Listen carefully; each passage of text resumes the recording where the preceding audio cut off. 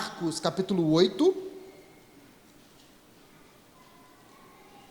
Marcos capítulo 8. Nós temos desde o ano passado pregado no livro de Marcos, passagem por passagem, e se eu não me engano, já é a 25ª mensagem que nós vamos ter no livro de Marcos, e hoje nós vamos caminhar do versículo 11 até o versículo 13.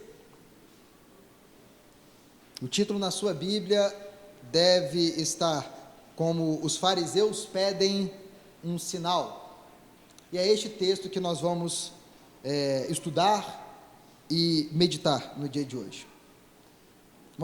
Vamos ler. Diz assim a palavra de Deus: os fariseus vieram e começaram a interrogar Jesus.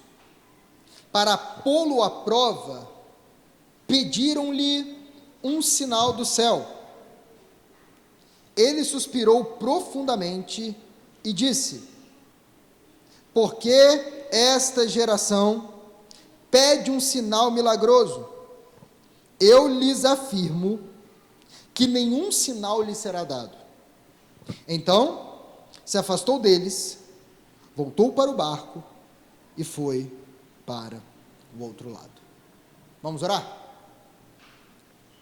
Senhor, é com grande reverência que nos aproximamos da Tua santa e gloriosa palavra.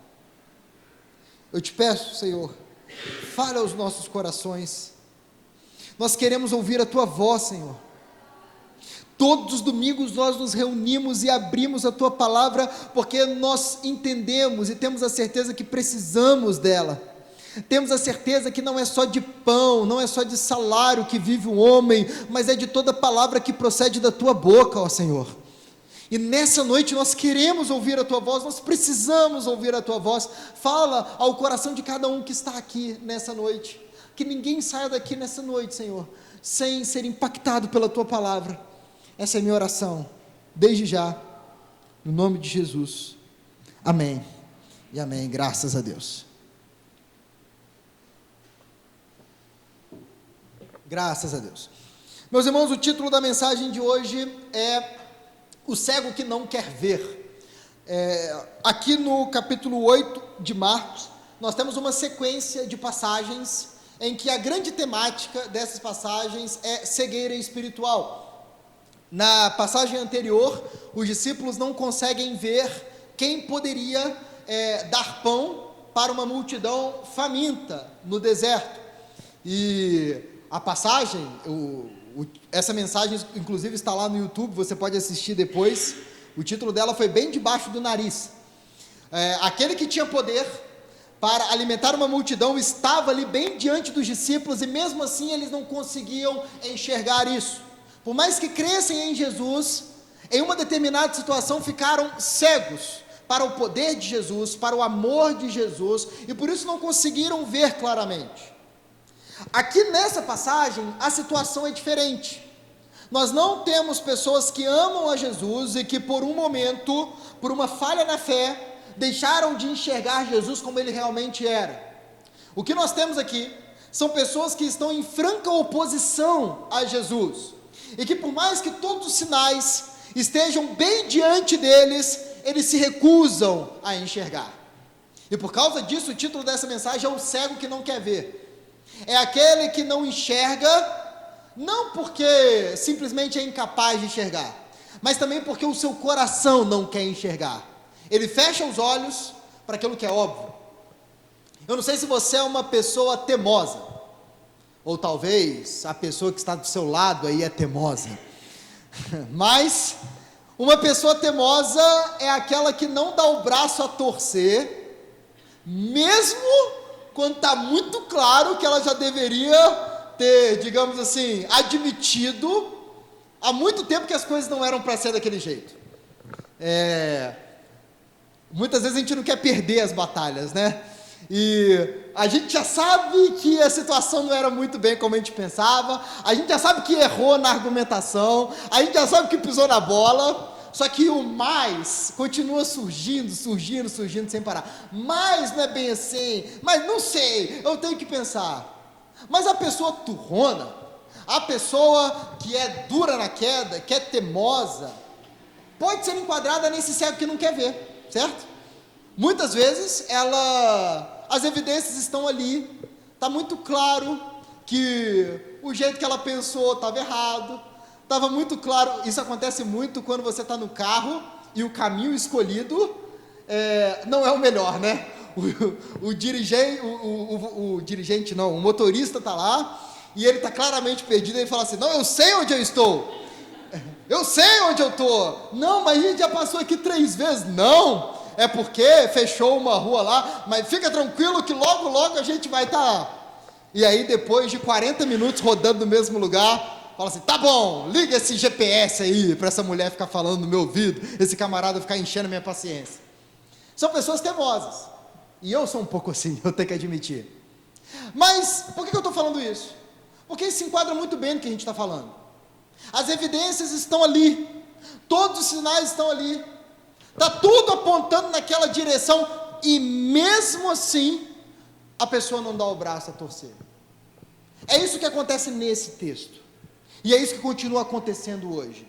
E talvez você pense que eu estou falando de pessoas que não creem em Jesus. Não, eu estou falando tanto de pessoas que não creem em Jesus, como também pessoas que creem em Jesus e muitas vezes agem em uma teimosia, e muitas vezes agem de forma obstinada. Quantas vezes Jesus corrigiu os discípulos, e teve que corrigir vez após vez. A minha oração é que, de acordo com o que formos caminhando pelo texto, os nossos olhos sejam abertos, e vejamos Jesus como Ele realmente é. Que não sejamos cristãos teimosos, que não sejamos pessoas com o coração endurecido, mas que sejamos pessoas que veem Jesus com clareza e que declaram cheios de fé: Ele é o Filho do Deus vivo. Amém?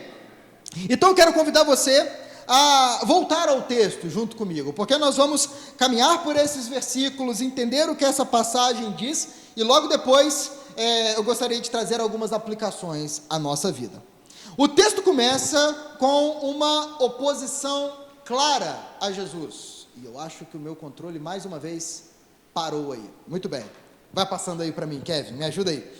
O texto começa com uma oposição a Jesus, e o versículo 11 diz assim: os fariseus vieram e começaram a interrogar Jesus.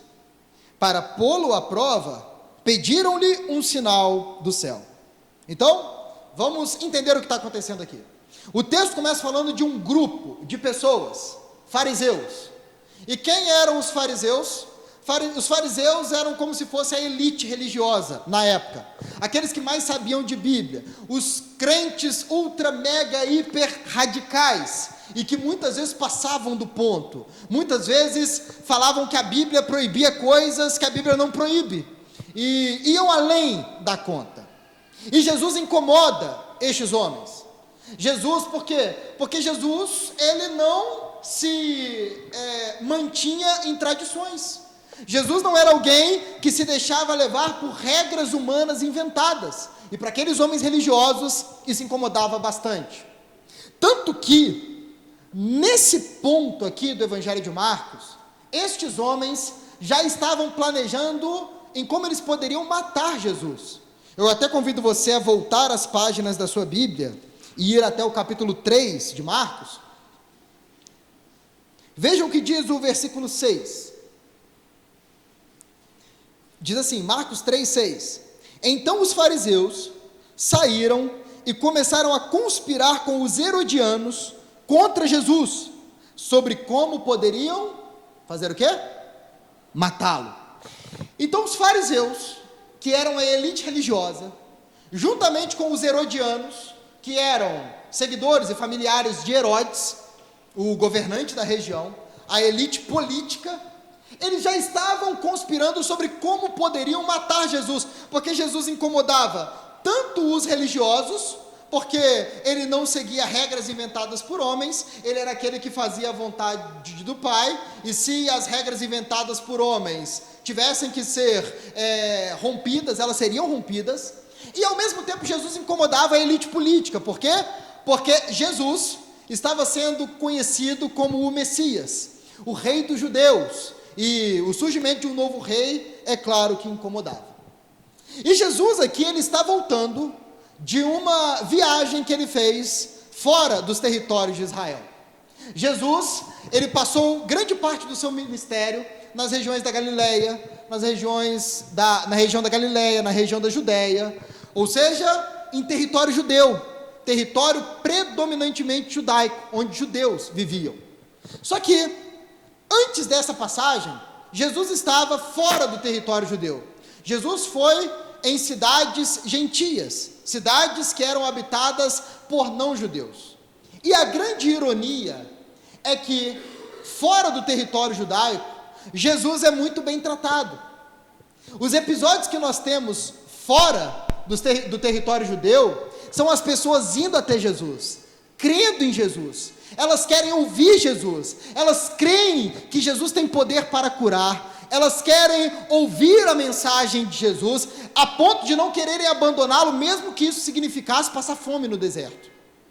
Só que quando Jesus volta para território judaico, a recepção não é nada calorosa, meus irmãos, pelo contrário, é uma recepção bélica, é uma recepção de confronto.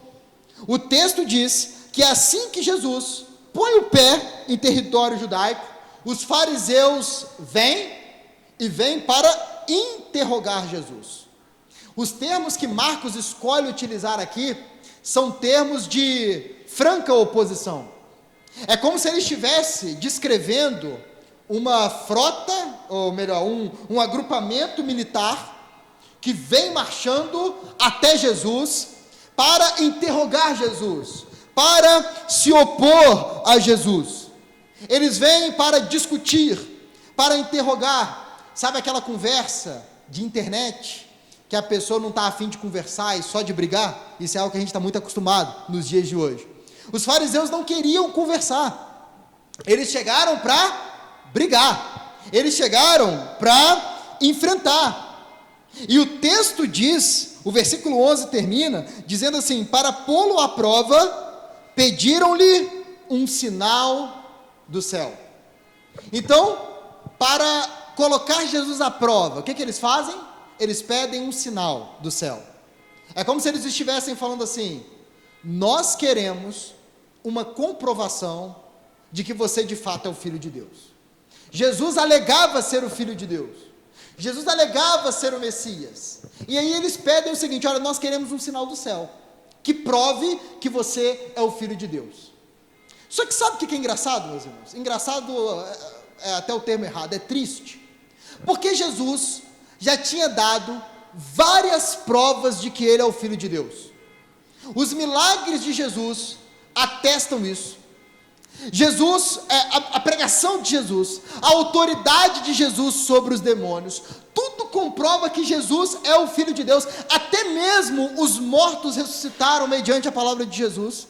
A filha de Jairo morreu, e Jesus a trouxe de volta à vida. Os milagres, a multiplicação de pães, existiam vários e vários e vários sinais que mostravam que Jesus é o Filho de Deus. Só que mesmo diante de todos esses sinais, o que os fariseus falaram? É por Beelzebu que ele expulsa demônios. Ele faz todas essas coisas pelo poder do próprio Satanás. É o Satanás quem está enchendo ele de poder para fazer esses sinais. Olha o que esses homens chegaram a dizer. E agora, o que eles pedem é o seguinte: nós queremos um sinal do céu. Nós não queremos um sinal vindo de você. Nós não queremos mais um milagre, porque eles não podiam negar os milagres. Eles não podiam negar tudo aquilo que o povo sabia. Todo mundo sabia que Jesus realizava milagres, o poder de Jesus era evidente. Eles queriam um sinal do céu. É como se eles estivessem falando assim: nós queremos que o Deus que está nos céus fale que você é o Filho de Deus. A gente não quer saber mais do que você pode fazer. Nós queremos que o próprio Deus diga que você é quem você diz ser. Nós queremos que o próprio Deus diga que você é o Salvador do mundo, que você é o Rei, o Filho de Davi, aquele que vai governar para todo sempre. E aí, meus irmãos, diante disso, Jesus responde a estes homens, e Jesus questiona essa exigência dos fariseus. O versículo 12 diz assim: ele suspirou profundamente e disse: por que esta geração pede um sinal milagroso?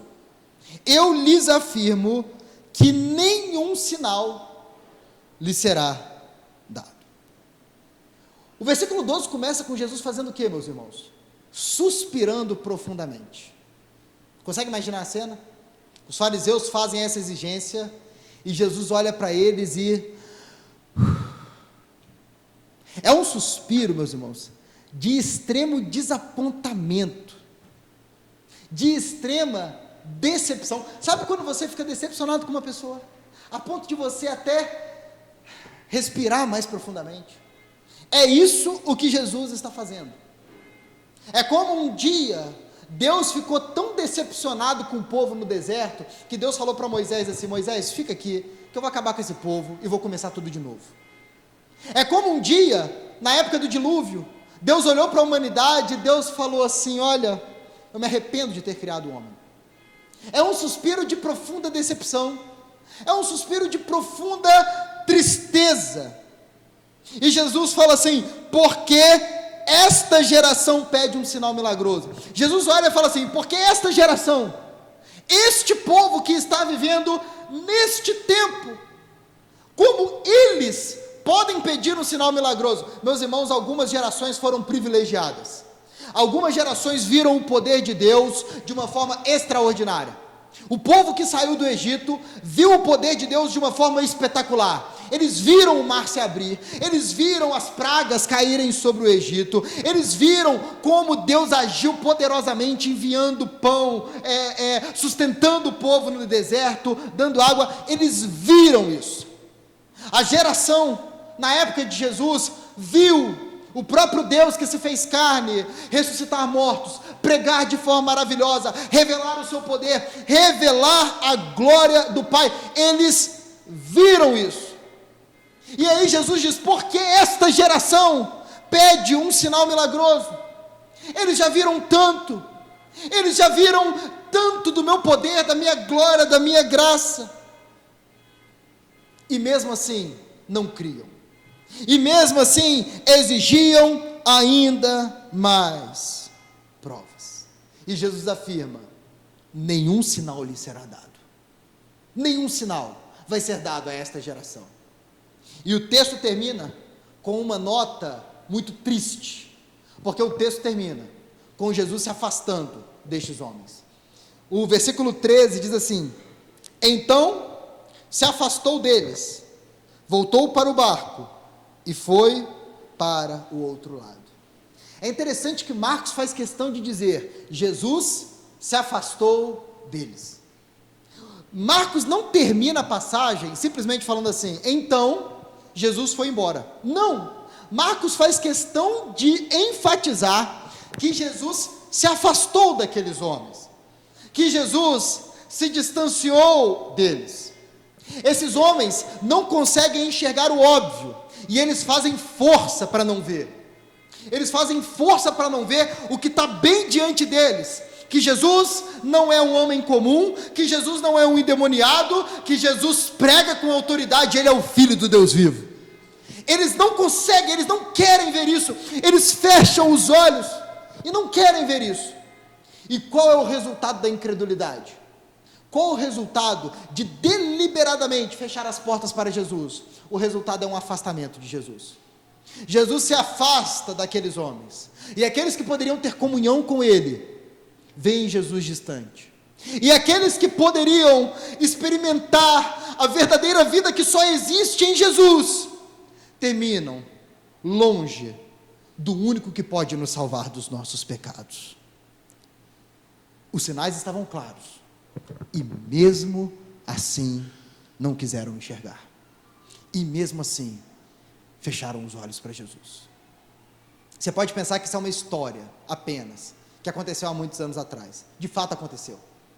De fato, em um determinado dia, os fariseus foram até Jesus, interrogaram Jesus, pediram o sinal dos céus. Jesus não deu nenhum sinal e se afastou deles. Sim, isso aconteceu. Mas, meus irmãos, algo similar continua acontecendo hoje. Algo muito parecido, para não dizer idêntico, continua acontecendo hoje. As pessoas continuam se aproximando de Jesus, da forma como os fariseus se aproximaram e terminam longe do único Salvador. E diante disso, meus irmãos, esse texto tem pelo menos 3 aplicações claras para nós. A primeira aplicação desse texto é que não somos nós que ditamos as regras. No relacionamento com Deus, não é a gente que determina como as coisas vão ser. Deixa eu explicar o que eu quero dizer aqui. Em alguns casos a gente gosta de ditar como as coisas vão ser, principalmente os teimosos. Eu não sei se você ainda vai namorar, se você está solteiro, eu não sei se você já é casado, está casado, não vai namorar mais ninguém. Amém, igreja? Ou não é? Mas talvez você pode se lembrar da época em que você estava conhecendo, enfim. Tem gente que quando vai começar a se relacionar tem vários critérios, não é? Várias exigências. Tem que tratar bem, precisa ter essa qualidade, precisa gostar das coisas que eu gosto, precisa ser assim, daquele jeito, e quando descobre está namorando uma pessoa que é totalmente o oposto disso. Mas enfim, são vários critérios, está determinando como a situação vai ser. Isso também vale para amizades. Tem gente que fala assim, para ser meu amigo, tem que ser assim, desse jeito, daquele jeito, se for desse outro jeito não presta, não quero como meu amigo, e pronto, acabou. Se não gostar do político que eu gosto, não serve para ser meu amigo. Esses dias eu ouvi uma pessoa falando assim, eu terminei um monte de amizade de 15 anos por causa de política, e falando com o peito cheio, eu por dentro não quis rebater, mas eu falei assim, meu amigo, não faz isso, não cometa uma loucura dessa. Mas a gente gosta de determinar. Quando a gente vai fazer um passeio, você vai falar assim, se for para sair tarde eu nem vou, se for para ir em tal lugar, se tiver muito cheio, eu também não vou. Vamos comer, se não for comer a pizza que eu gosto, também não vou. Se fulano for, eu vou. O que é isso? Você está ditando como as coisas vão funcionar. E em alguns casos isso é bom, porque a gente tem que ter um critério pelo menos mínimo na vida, certo? A gente não pode ser amigo de qualquer pessoa, a gente não pode se relacionar com qualquer pessoa, tem que ter um critério mínimo. Mas, meus irmãos, o problema é quando a gente começa a fazer isso além da conta. O problema é quando a gente começa a querer ditar as regras para alguém que está acima de nós.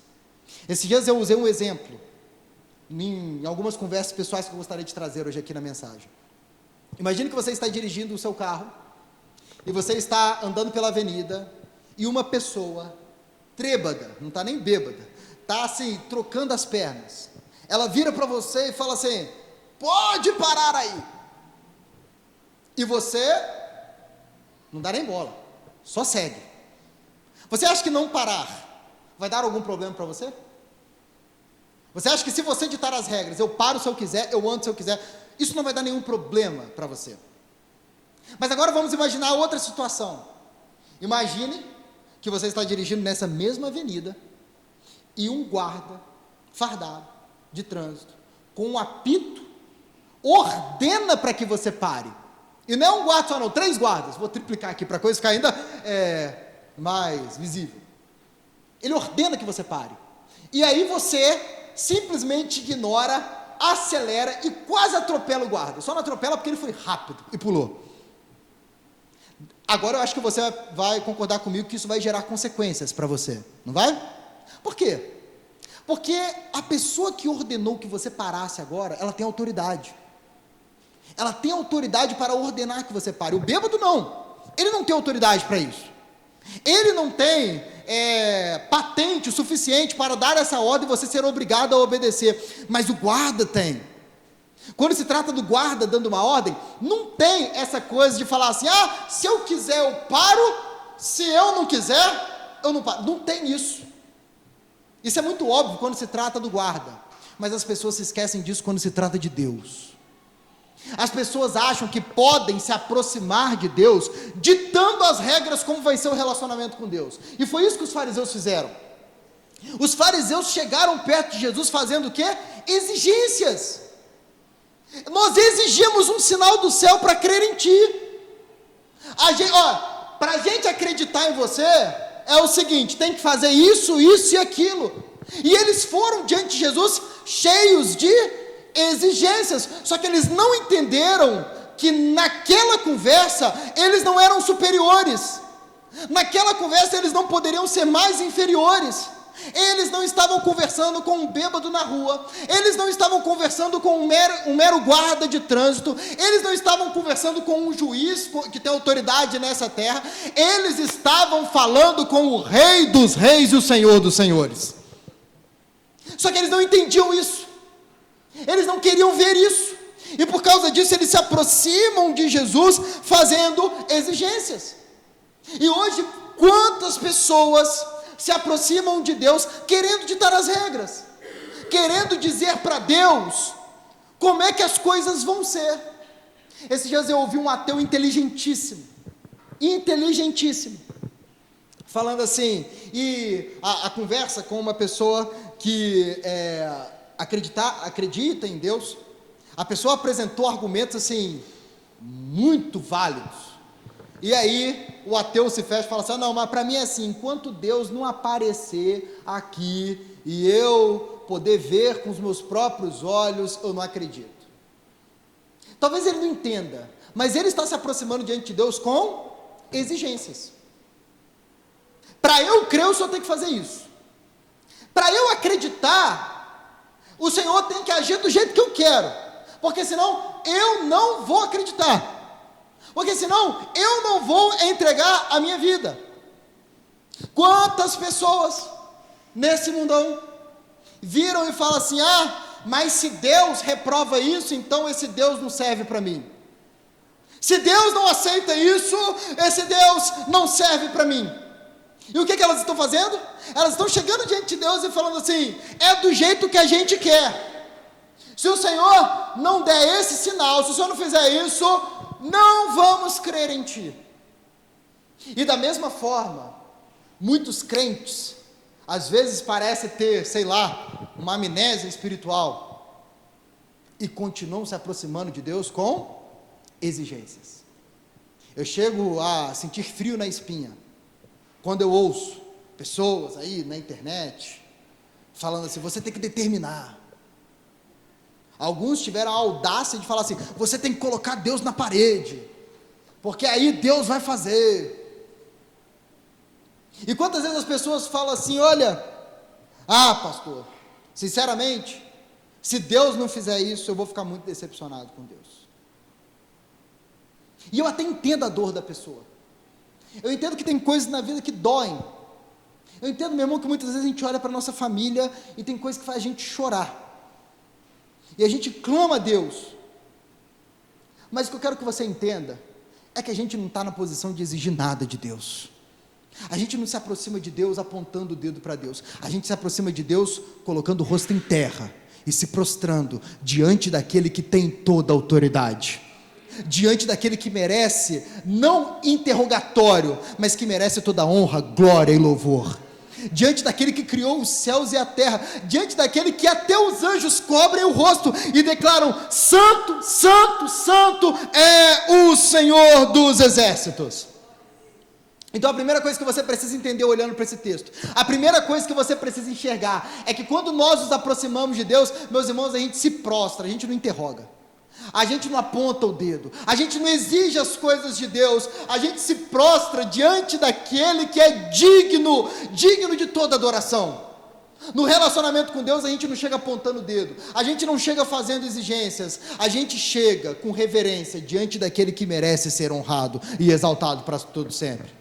Primeira coisa que você precisa enxergar, e que os fariseus não enxergaram, é que Jesus é supremo, e nós não ditamos as regras, nós não falamos, nós não determinamos para Deus o que Ele tem que gostar ou não gostar, nós não falamos para Deus o que Ele tem que fazer ou não fazer, Ele faz aquilo que Ele quiser. Se Ele quiser curar, Ele vai curar, se Ele não quiser curar, Ele não vai curar, se Ele quiser fazer maravilhas, Ele vai fazer, se Ele não quiser, Ele não vai fazer, mas Ele continua sendo bom, Ele continua sendo Deus, Ele continua sendo nosso Senhor. A primeira aplicação é essa: nós não ditamos as regras, nós nos aproximamos entendendo com quem nós estamos falando. se respeitamos a ordem de um guarda de trânsito, quanto mais respeitamos a vontade daquele que criou os céus e a terra. A segunda aplicação que eu trago, meus irmãos, é que quem exige provas, mostra que não confia.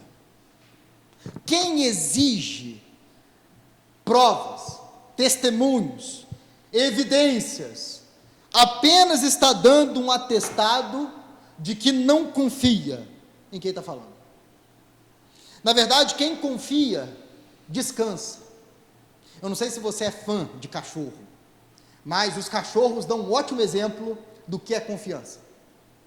Certa vez eu ouvi, não sei se é verdade, meu irmão, eu como entendedor de pet, eu sou um bom pregador da palavra, então talvez o que eu vou falar aqui está completamente errado, mas ainda assim você vai ouvir. Certa vez eu ouvi que a maior demonstração de confiança que um cachorro pode fazer é virar de barriga para cima para você. E aí você pode fazer carinho nele, porque naquela posição ele está completamente vulnerável. E é verdade, ele está ali completamente exposto. E quando o cachorro confia, ele faz isso. Você chega perto dele, ele já vem abanando o rabo, todo confiado, e quando você vai fazer um carinho nele, o que ele faz? Eu não vou ilustrar aqui não, tá bom, meu irmão? Vou te poupar dessa visão. Mas ele se rende, ele confia plenamente em você. Mas você já viu um cachorro desconfiado? Não é assim. Você chama ele e ele fica arrepiado, ele vai para o canto, e você dá um passo a mais, ele já emite aquele som que avisa: saia daqui, porque senão os meus dentes vão entrar em ação. É o completo oposto. E aí você começa a dar provas que ele pode confiar em você. Você dá petisco, você faz isso, faz aquilo outro, tal, mas mesmo assim ele não vai. Outros exemplos podem ser citados. Por exemplo, quando um marido confia na esposa, ele não fica questionando, ele não fica aqui pegando o celular dela escondido. Eu não estou defendendo que deve ter segredo não, eu posso dar um conselho para vocês, meus irmãos, maridos e esposas, um deve saber a senha do outro no celular, um deve ter liberdade para pegar o celular do outro, isso é bênção para o seu casamento, amém? Mas voltando aqui, o marido que confia na sua esposa, ele não fica todo desconfiado, fala assim: onde será que ela está? Com quem que ela está? Mas um marido que não confia, aí sim, talvez ele vai falar assim: deixa eu ver seu celular, deixa eu pegar, cadê, com quem que você estava? Liga para outra pessoa para saber com quem estava. A mesma coisa vale para esposa em relação ao marido. Quem exige prova, meu irmão, não confia. Um patrão que coloca câmera no escritório, querendo ou não, talvez ele tenha que colocar mesmo, porque talvez os funcionários não são dignos de confiança, mas querendo ou não, ele está dando uma prova de quê? Que ele não confia, que ele não confia que o pessoal, se não for vigiado, vai trabalhar e vai honrar o tempo pelo qual o patrão paga o trabalho deles. Eu poderia citar vários exemplos, mas é simples. Quem confia, descansa. Quem não confia, desconfia. Exige provas, exige evidências a mais. Meus irmãos, por que os fariseus exigem um sinal? Não é porque eles querem confiar em Jesus, não é porque eles querem acreditar em Jesus, é porque eles já não acreditam em Jesus. Eles querem arrumar um jeito de desmascarar Jesus. Eles querem arrumar um jeito de deixar Jesus num beco sem saída. É isso que eles querem. Eles estão pedindo um sinal a mais, não é porque eles estão bem intencionados, falando assim: nós ainda temos dúvidas, mas nós queremos crer. Não! É porque eles não creem, e é porque eles não querem crer. Apesar de todas as provas, quantas pessoas ficam pedindo um sinal a mais, uma prova a mais a Deus, uma evidência a mais, sendo que todas as evidências estão diante de nós.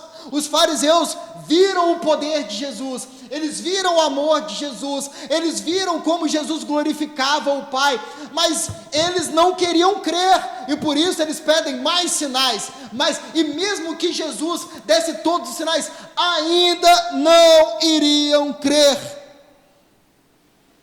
Hoje, as pessoas querem mais provas, elas querem mais sinais. As evidências estão aí.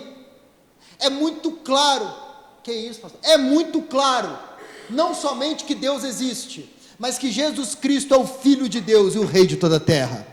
Isso é muito claro, isso é muito evidente. Como assim, pastor? É muito evidente. Em primeiro lugar, entenda isso. Vamos falar da bondade de Deus para as nossas vidas. Você existe. E isso já é uma prova que Deus existe. Você não escolheu existir, você não escolheu nascer, você não é capaz de manter o seu cérebro funcionando, você não é capaz de manter o seu coração batendo, você não é capaz, por sua própria capacidade, de abrir os seus olhos a cada manhã, mas de uma forma misteriosa isso continua acontecendo. O seu coração continua a bater, seus pulmões continuam a receber ar, o seu corpo continua a funcionar dia após dia, mesmo você tomando todos os refrigerantes, comendo todos os doces e avacalhando tudo que você pode avacalhar, mas mesmo assim o Senhor te sustenta, mesmo assim o Senhor cuida de nós, e o sistema solar continua funcionando, o sol nasce a cada manhã, a chuva que nós precisamos vem a cada época, as colheitas chegam até a nossa casa, a coisa continua girando, época após época, ano após ano, o alimento continua vindo, as condições necessárias continuam sendo fornecidas. Por quê? Porque tem alguém cuidando de nós, tem alguém sustentando o povo de Deus. Ah, pastor, tudo bem, eu creio que Deus existe, mas falar que Jesus é o Filho de Deus não é ir um pouco além? Meus irmãos, eu digo para você, o sepulcro está vazio. Você pode ir lá em Jerusalém procurar os ossos de Jesus, a ossada de Jesus, e você não vai achar, sabe por quê?